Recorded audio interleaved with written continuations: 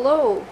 Today I will show you how to remove a hard drive from a laptop in case your laptop dies and you want your info so that you don't end up smashing it and losing all of your information to time. So you'll want to flip it over on its back. Alright, so I don't know if you can see that, but your hard drive will always be under the part where it has the circle cylinder icon. And if you have a newer laptop, then like a MacBook, then you will want to take off the whole bottom because, well, the MacBooks are weird and I'm not sure how those are organized, but this should help if you have a standard large laptop. Alright, so after you've unscrewed it, this is your hard drive.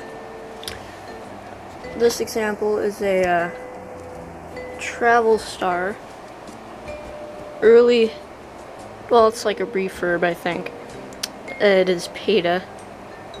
Now this is important. This example here is PETA, but yours will most likely be SATA, the cartridge port.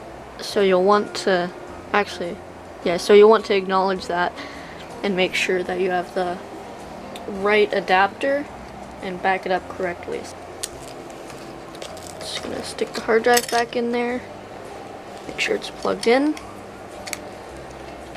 and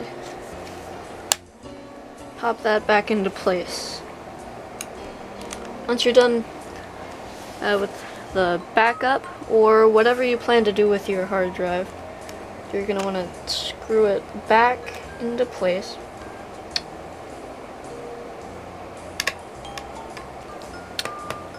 And then you're good to go.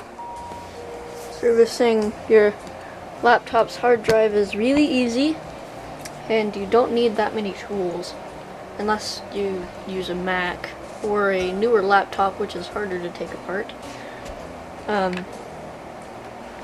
However, that is something for another day. So yeah, goodbye.